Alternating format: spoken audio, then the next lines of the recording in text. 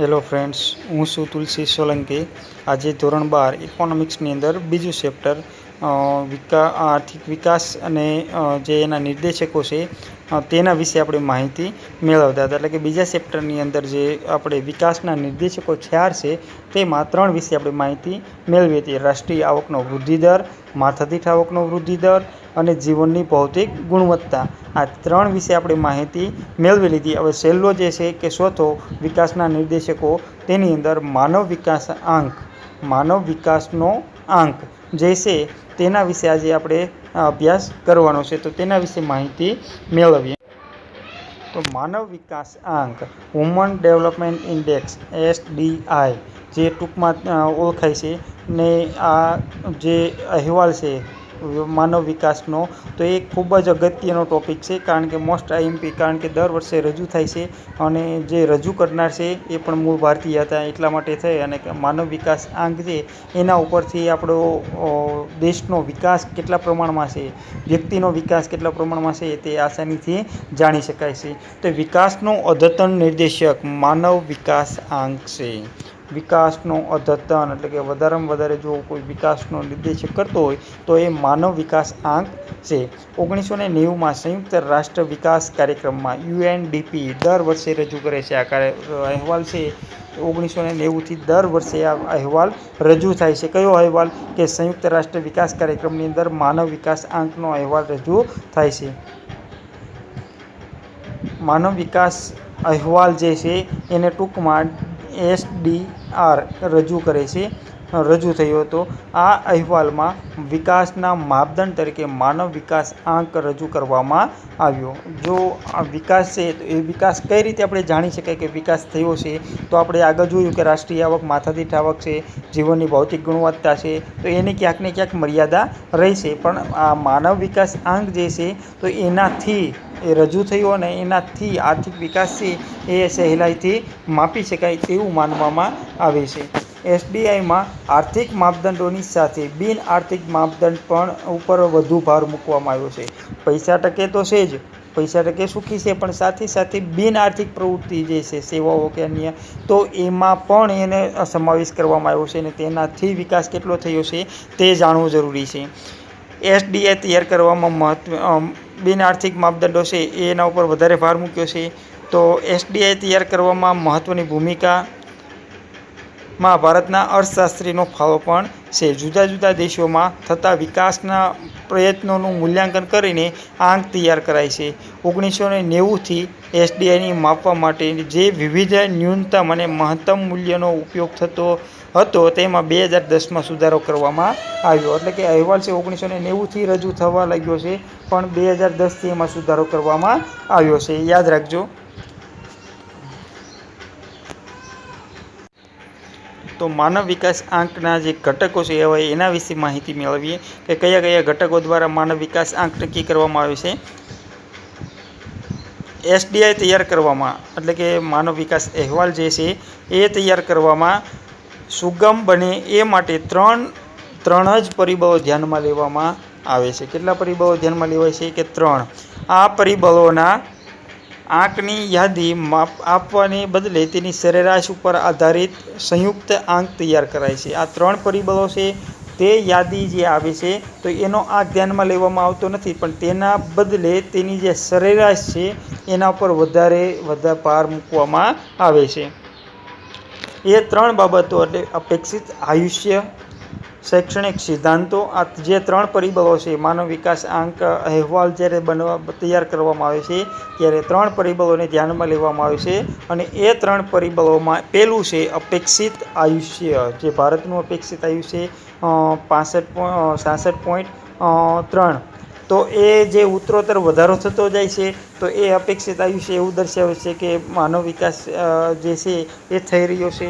બીજું શૈક્ષણિક સિદ્ધિઓ એટલે કે જ્ઞાનનો વિકાસ આંક સામાજિક સિદ્ધિ દર્શાવે છે, જ્યારે ત્રીજું છે જીવન ધોરણ દર્શાવતો, કે માનવીનું જીવન ધોરણ કેવા પ્રકારનું છે, જીવન ધોરણ દર્શાવતો આવકનો આંક આર્થિક સિદ્ધિઓ દર્શાવે છે। એટલે કે 3 બાબતોમાં જોવાની આવે, અપેક્ષિત આયુષ્ય, પછી સામાજિક સિદ્ધિઓ મેળવવા માટે શૈક્ષણિક સિદ્ધિઓ અને આર્થિક સિદ્ધિઓ જોવા માટે છે અને જીવન ધોરણ દર્શાવવામાં આવે છે. તો આ 3 ઉપર વધારે ભાર મૂકવામાં આવે છે. અને અહીંયા આપણને SDI એટલે કે માનવ વિકાસ અહેવાલ જે તૈયાર કરવામાં આવે છે તેના વિશે જોઈએ તો અપેક્ષિત આયુષ્યની અંદર જન્મ સમયે વ્યક્તિનું અપેક્ષિત આયુષ્ય કેટલું છે તેને આધારે આંક અપાય છે. જો 50 વર્ષથી ઓછું આયુષ્ય હોય તો તંદુરસ્તીથી વંચિત ગણાય છે. જેમ આયુષ્યનો આંક ઊંચો તેમ સ્થિતિ સારી માનવામાં આવે છે. એટલે કે દર વર્ષે આપણે રજૂ કરવામાં આવે છે. તેમાં જો દેશનો અપેક્ષિત આયુષ્ય છે જન્મે ત્યારે એમાં અંદાજિત આંકો રજૂ કરવામાં આવે છે કે આ વ્યક્તિ છે એટલા વર્ષ જીવશે. તો એ અપેક્ષિત ખાલી અપેક્ષા કરવામાં આવે છે. તો એના આધારે જો 50 વર્ષથી નીચે હોય તો એ દેશની તંદુરસ્તી સારી નથી, એટલે કે ખૂબ જ નબળી છે, એનો વિકાસ થયો નથી. પણ ભારતનો જે છે અપેક્ષિત આયુષ્ય એ 50થી 60થી પ્લસ છે, તો એ સારો છે એવું કહી શકાય. પછી બીજા નંબરનું છે જ્ઞાન શિક્ષણ. તો એમાં જોઈએ તો જ્ઞાનનું પ્રમાણ જાણવા પુખ્ત શિક્ષિતોની ટકાવારી કેટલી છે તે જાણવામાં આવે છે. એટલે કે હાલમાં તો વૃદ્ધો જે છે તો એની પણ જે સંખ્યા છે એ દેશની કુલ સંખ્યામાં ગણતરી થતી હોય તો એ વૃદ્ધો છે એને અભ્યાસ ન પણ કર્યો હોય એવું પણ બને. તો એટલા માટે થઈ અને પુખ્ત વયના જે શિક્ષિતો છે તેની જ અહીંયા ગણતરી કરવામાં આવે છે. આમાં 15 વર્ષ અને તેનાથી વધુ ઉંમરની વ્યક્તિના અક્ષર જ્ઞાનને ધ્યાનમાં લેવામાં આવે છે. જેમાં જે બાબતોનો સમાવેશ થાય છે એ કઈ બાબતો, એમાં સ્કૂલિંગના સરેરાશ વર્ષ અને સ્કૂલિંગના અપેક્ષિત વર્ષો, દેશમાં શાળા કક્ષા માટે કેટલા વર્ષ અપેક્ષિત છે તેમાંથી બાળક શાળામાં સરેરાશ કેટલા વર્ષ ગાળે છે તેના આંક મેળવવામાં આવે છે. એટલે કે સ્કૂલિંગના સરેરાશ વર્ષ. હવે આપણે 5મા ધોરણથી અભ્યાસ કરવા બેસીએ છીએ ત્યારથી આપણે કોલેજ કરીએ ત્યાં સુધીમાં, એટલે કે 17-18 વર્ષના છીએ, એનાથી આગળ ડિગ્રી મેળવીએ એટલે કે 20-25 વર્ષ તો મિનિમમ આપણે અભ્યાસ કરતા હોઈએ છીએ. એમાંથી આપણે શાળામાં કેટલા વર્ષ વિતાવીએ છીએ તે અહીંયા ધ્યાનમાં લેવામાં આવે છે. અને એને કેટલા વર્ષ શાળામાં રહેવું જોઈએ એ પણ અહીંયા ધ્યાનમાં લેવામાં આવે છે. તો જો વધારેમાં વધારે શાળાએ બાળક રહેતું છે તો એનું જે શિક્ષણ છે સારું છે અને તેનાથી આ વિકાસ છે એ ઝડપી થતો હશે. પછી ત્રીજું છે સારું જીવન ધોરણ. તો જીવન ધોરણ એટલે મળતી સગવડતા, જેમાં પીવાનું શુદ્ધ પાણી, આરોગ્યની સેવા, સેનિટેશનની સેવા, બાળમૃત્યુ દર, ઓછા વજનવાળા બાળકોની ટકાવારી, માથાદીઠ દૈનિક કેલરી, 5 વર્ષથી નીચેના બાળકોનો મૃત્યુ દર, પ્રોટીન અને ચરબીની પ્રાપ્તિને જોવાય છે. અને સારા જીવન ધોરણનો આધાર આવક ઉપર હોય છે. આવકનો સૂચકાંક માથાદીઠ કાચી રાષ્ટ્રીય આવક, જેને GNI તરીકે લખવામાં આવે છે, એ રાષ્ટ્રીય આવક PPP સમખરીદ શક્તિના ધોરણે મપાય છે. તો આ રીતે આ 3 જે પરિબળો છે એ 3 પરિબળો એટલે અપેક્ષિત આયુષ્ય, પછી બીજું છે શૈક્ષણિક સિદ્ધિઓ એટલે કે જ્ઞાન, અને ત્રીજું છે જીવન ધોરણ. તો 3 ઉપરથી આર્થિક માનવ વિકાસ આંક નક્કી કરવામાં આવે છે. હવે એની અંદર જોઈએ કે મુખ્ય બાબતો કઈ કઈ છે. તો આ 3 ધોરણો જે છે કે અપેક્ષિત આયુષ્ય, શિક્ષણ અને જીવન ધોરણ, એ 3 ધોરણો જે છે તો 3 ધોરણોને આધારે ગણાતા માનવ વિકાસાંકનું મહત્તમ મૂલ્ય 1 ગણવામાં આવે છે. એ 0થી 1 વચ્ચે જ ગણવામાં આવે છે, એનાથી ઉપર આવતા નથી. માનવ વિકાસાંક છે મહત્તમ કેટલું છે, વધારેમાં વધારે 1, એનાથી વધારે છે નહીં, એનું મૂલ્ય વધારે છે નહીં. માનવ વિકાસાંકનું મૂલ્ય 0થી 1ની વચ્ચે હોય છે.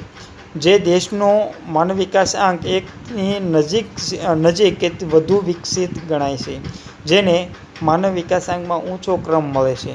0થી 1 એટલે કે 0.001, 0.002, 0.003 આવી રીતે એને માપવામાં આવે છે. અને અંતે 0.999 જ્યારે હોય તો એનો માનવ વિકાસાંક છે ખૂબ જ સારો કહેવામાં આવે છે. તો એને ક્યાં કરવામાં આવે છે કે ઊંચા ક્રમે ગોઠવવામાં આવે છે. જે દેશનો માનવ વિકાસાંક 1થી દૂર તે ઓછો વિકસિત છે, તેને માનવ વિકાસ આંકના ક્રમમાં ક્યાં હોય છે કે નીચે. એટલે કે એ જેટલા દેશો છે વિશ્વના, તો એ વિશ્વના દેશોને ક્રમ આપી દેવામાં આવ્યો છે. માનવ વિકાસ આંક જે છે તેના પ્રમાણમાં એને ક્રમ આપેલા હોય છે. વર્ષ 2014માં દુનિયાના 188 દેશોમાં માનવ વિકાસ આંકમાં 0.944. જો એક પૂરો થઈ જાય એટલે સંપૂર્ણ એનો વિકાસ થઈ ગયો, પણ એને જાળવી રાખવો જરૂરી છે. વિકાસને પછી જાળવી રાખવો જરૂરી, નકર નીચે પણ આવી શકે. તો 2014નો જે અહેવાલ હતો, વર્ષ 2014માં દુનિયાના 188 દેશોમાં SDI એટલે કે માનવ વિકાસ આંકમાં 0.944 આંક સાથે નોર્વે દેશ પ્રથમ ક્રમે અને ભારત 0.609 અંક સાથે 130માં ક્રમે, એટલે કે 300 પોઈન્ટનો ડિફરન્સ છે. એમાં આપણે કેટલામાં ક્રમે છીએ? 130માં ક્રમે, 30 પોઈન્ટના ડિફરન્સ સાથે. તો સોરી 300 પોઈન્ટ, 0.300 પોઈન્ટ જે છે, તો એ ક્રમ સાથે આપણે કેટલામાં? 130માં ક્રમે છીએ. અને પહેલા ક્રમે કયો છે કે નોર્વે, 2014ના અહેવાલ પ્રમાણે 944, 0.944. તો આ રીતે આ દર્શાવવામાં આવે છે. એના પછી 2015નો માનવ વિકાસનો અહેવાલ અને વિશ્વના દેશો. આ 14નો અહેવાલ હતો, એમાં નોર્વે પ્રથમ છે, ભારતનો 130મો ક્રમ છે, પરંતુ નોર્વે હજી પણ 15માં પણ પહેલા ક્રમે જ રહ્યો હતો. વર્ષ 2015માં માનવ વિકાસનો અહેવાલ રજૂ થયો, એટલે કે UNDP જ્યારે રજૂ કર્યો, તો તેમાં વર્ષ 2014માં વિશ્વના દેશોની માનવ વિકાસમાં સ્થિતિ શું હતી તે પોસ્ટ 25 મુજબની અનુસૂચિ દર્શાવે છે. એટલે કે આપણે અહીંયા ક્રમ આપેલો છે. 2014માં જે અહેવાલ હતો તે અહેવાલ અહીંયા રજૂ કરવામાં આવ્યો છે.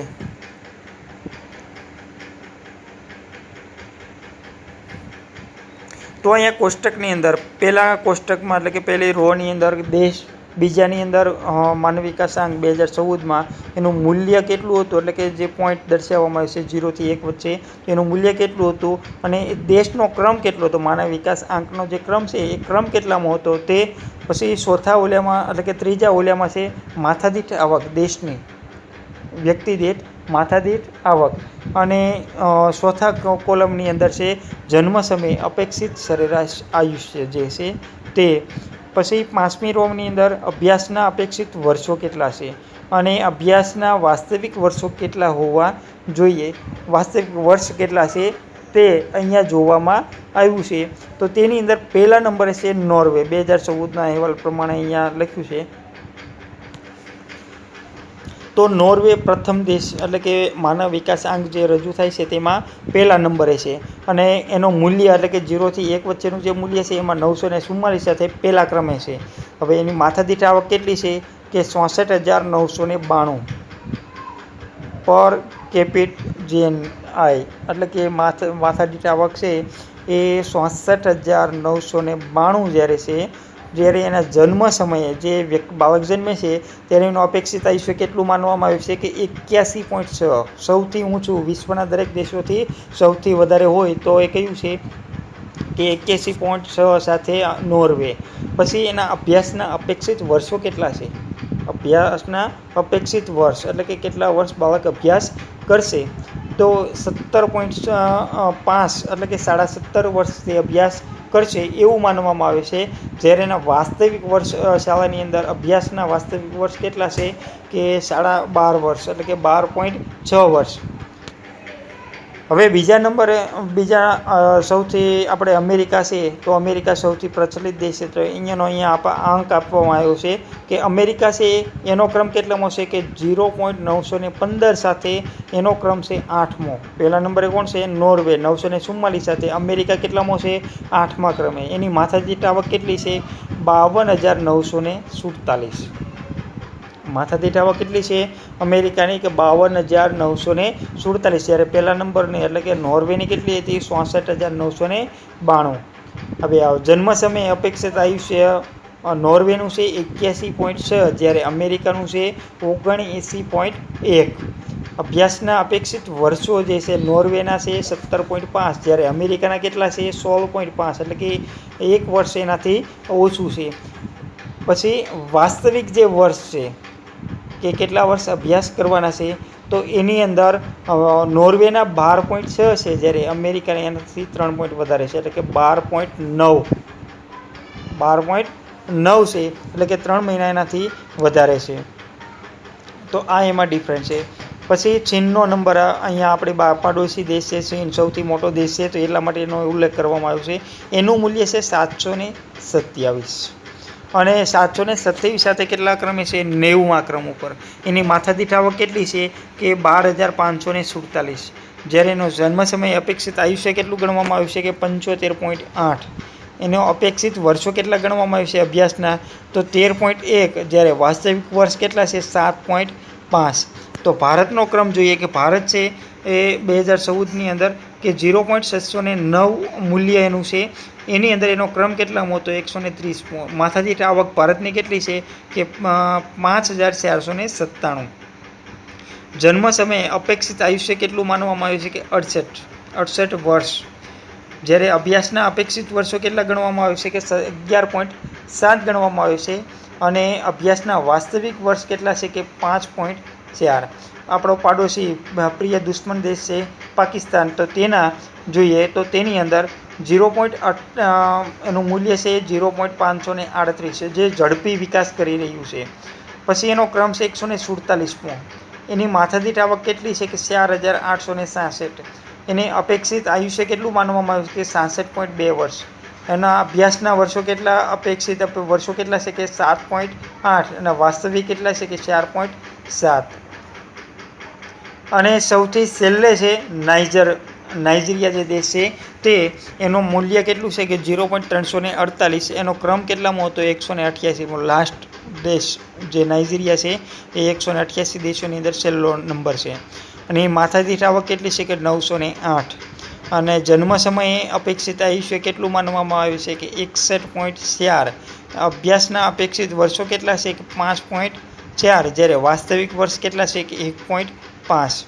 તો આ જે સ્ત્રોત છે 2015માં જ્યારે અહેવાલ રજૂ થયો હતો તેના સર્વેમાં 2015નો સર્વે જે આર્થિક સર્વે થયો તેમાંથી લેવામાં આવ્યું છે. તો અહીંયા આપણે જોવા મળશે કે 2015ના માનવ વિકાસ અહેવાલ જે રજૂ થયો તો આ અહેવાલમાં વિશ્વના 188 દેશોને આવરી લેવામાં આવ્યા છે. માનવ વિકાસની દ્રષ્ટિએ વિશ્વના દેશોને 4 વિભાગમાં વહેંચાય છે. સૌથી વધુ માનવ વિકાસ ધરાવતા રાષ્ટ્રો, એમાં 1 થી 49 રાષ્ટ્રોનું સરેરાશ માનવ વિકાસનું મૂલ્ય 0.890 સુધીમાં એનો સમાવેશ થાય છે. પછી સૌથી વધુ માનવ વિકાસ ધરાવતા રાષ્ટ્રો, તેમાં 50 થી 105 રાષ્ટ્રો વચ્ચે સરેરાશ છે. તો એનો માનવ વિકાસ અહેવાલ છે, માનવ વિકાસાંક છે 0.735 થી 889. એના વચ્ચે જે આવતા હોય તે. પછી ત્રીજું છે કે મધ્યમ નાનો વિકાસ ધરાવતા દેશો, એમાં 106 થી 143 સુધીનો માનવ વિકાસ આંક ધરાવતા હોય તેવા રાષ્ટ્રીય સરેરાશ 614. જે રાષ્ટ્રીય સરેરાશ છે એ કેટલી હોવી જોઈએ? 614. 106ના ક્રમથી 143મો ક્રમ જે ધરાવે છે દેશો, એની અંદર રાષ્ટ્રીય સરેરાશ કેટલી છે? 614ની આસપાસ જે છે તેનો અહીંયા મધ્યમની અંદર સમાવેશ થાય. અને નીચો છે 144 થી 188 રાષ્ટ્રો, એટલે કે એમાં સરેરાશ કેટલી છે કે સરેરાશ 0.493ની નીચે જે દેશો છે માનવ વિકાસ આંકમાં, તેનો સમાવેશ અહીંયા કરવામાં આવ્યો છે. એટલે કે 4 વિભાગ યાદ રાખવાના. વિશ્વના દેશોના માનવ વિકાસ આંકમાં 4 વિભાગ, સૌથી વધુ, મધ્યમ અને નીચો. તો આપણે ભારત કેમાં આવશે કે મધ્યમની અંદર. હવે એના પછી જોઈએ કે 2015ના માનવ વિકાસ અહેવાલના તારણો શું દર્શાવે છે કે 2014માં માનવ વિકાસની દ્રષ્ટિએ 0.944ના મૂલ્ય સાથે નોર્વે પ્રથમ નંબરે છે. પછી ભારતનો માનવ વિકાસ 609 છે અને તેનું મૂલ્ય 188 દેશોમાં 130મું સ્થાન છે. ભારતનું માનવ વિકાસ આંક એટલે કે SDIના વર્ગીકરણમાં મધ્યમ માનવ વિકાસના ગ્રુપમાં સમાવેશ થાય છે. 2014માં માનવ વિકાસ આંક એટલે કે SDIમાં છેલ્લા ક્રમે આફ્રિકા ખંડમાં આવેલ 0.348ના આંક સાથે નાઇજરનું સ્થાન છે. આફ્રિકા ખંડની અંદર નાઇજર જે દેશ છે તેનું સ્થાન 188મું છે. હવે આપણે જોવાનું છે માનવ વિકાસનું મહત્ત્વ. તો માનવ વિકાસનું મહત્ત્વ જોઈએ કે આર્થિક વિકાસના માનવ વિકાસના માપદંડમાં માત્ર આર્થિક નહીં, સામાજિક કલ્યાણ, શિક્ષણ અને આરોગ્ય જેવા માપદંડનો પણ સમાવેશ કર્યો છે. તેથી તે પરિપૂર્ણ બને છે. પરિપૂર્ણ શા માટે? કે માત્ર આર્થિક નહીં, સામાજિક અને શિક્ષણ અને આરોગ્યનો પણ તેમાં માપદંડ લેવામાં આવે છે. એટલા માટે એને પરિપૂર્ણ ગણવામાં આવે છે. એસડીઆઈ આર્થિક નીતિ ઘડનારાઓને સૂચવે છે કે આર્થિક વિકાસ સાધન છે અને માનવ કલ્યાણ અંતિમ ઉદ્દેશ છે. માનવ વિકાસ આંક આર્થિક નીતિ ઘડનારાઓને સૂચવે છે કે આર્થિક વિકાસ સાધન છે અને માનવ કલ્યાણમાં અંતિમ ઉદ્દેશ છે. એટલે કે માનવ કલ્યાણ જ અંતિમ ઉદ્દેશ રહેશે તો જ આપણો વિકાસ કરી શકશું. સાચી પ્રગતિ આર્થિક પ્રગતિ અને સામાજિક પ્રગતિ હોય છે. જો સાચી પ્રગતિ કોને કહેવાય? કે આર્થિક પ્રગતિ અને સામાજિક પ્રગતિ થાય તો એને જ સાચી પ્રગતિ કહેવાય. એટલે કે માનવ વિકાસ આંક વિધેયાત્મક છે. એસડીઆઈ વધે તેનો અર્થ દેશમાં શિક્ષણ અને આરોગ્યની સ્થિતિ સુધરી રહી છે. કારણ કે જો એ સુધરે તો જ માનવ વિકાસ આંક સુધરે. એસડીઆઈથી વિકાસમાન દેશોને ક્યાં વિકાસની શક્યતા વધારે છે, ક્યાં સરકારે વધારે કામ કરવાનું છે તેનો ખ્યાલ આવે છે. વધારે પ્રગતિશીલ ખ્યાલ મળે છે. એટલે કે આ જે મુદ્દાઓ છે મહત્ત્વ એ ખૂબ જ યાદ રાખવા જરૂરી છે. મહત્ત્વ કે માત્ર આર્થિક નહીં, સામાજિક કલ્યાણ, શિક્ષણ અને આરોગ્યને માપદંડ છે તેથી પરિપૂર્ણ છે. પછી એસડીઆઈથી આર્થિક નીતિ ઘડનારાઓને આર્થિક વિકાસ સાધન છે અને માનવ કલ્યાણ અંતિમ ઉદ્દેશ રહે છે.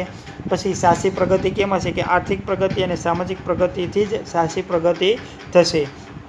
જો માનવ વિકાસ આંક વધશે તો આરોગ્ય અને શિક્ષણ આપોઆપ સુધર્યું છે એમ જાણવામાં આવશે. પછી સરકારે ક્યાં કઈ જગ્યાએ વિકાસ કરવાની જરૂર છે તે પણ એમાં દર્શાવે છે. પછી પ્રગતિશીલ ખ્યાલ દર્શાવે છે. હવે એની કંઈક મર્યાદાઓ રહી છે. એ મર્યાદાઓ આપણે જોઈએ તો માનવ વિકાસ આંકમાં 3 જ સામાજિક નિર્દેશકોનો સમાવેશ કરાયો છે. 3 એટલે કે અપેક્ષિત આયુષ્ય, જ્ઞાન અને સામાજિક જે છે સુધારાઓ, જીવન ધોરણનો સુધારો, તે આ 3 નિર્દેશકોનો સમાવેશ કર્યો છે જે ઓછા છે. બીજા સામાજિક નિર્દેશકોનો સમાવેશ કરવો જોઈતો હતો. પછી માનવ વિકાસ આંકમાં ત્રણેય પરિબળોને સરખું મહત્ત્વ અપાયું છે. ખરેખર ત્રણેયનું જુદી જુદી પરિસ્થિતિમાં જુદું મહત્ત્વ હોવું જોઈએ. આ એનો મર્યાદાઓ છે એટલે કે તફાવત પણ પૂછી શકે. માનવ વિકાસનો આંક અપેક્ષિત નિરપેક્ષ સ્થિતિ દર્શાવતો નથી. નિરપેક્ષ એટલે કે ક્યાંય આપણે ખોટી રીતે દર્શાવતો નથી. કોઈ એક દેશ અન્ય દેશોની તુલનાએ કયા સ્થાને છે તે દર્શાવવામાં આવે છે. જેમાં સાપેક્ષ પ્રગતિ જ દર્શાવાય છે. એટલે કે સાપેક્ષ એટલે કે જે સામે દેખાય છે એની પ્રગતિનો જ ખ્યાલ લેવામાં આવે છે.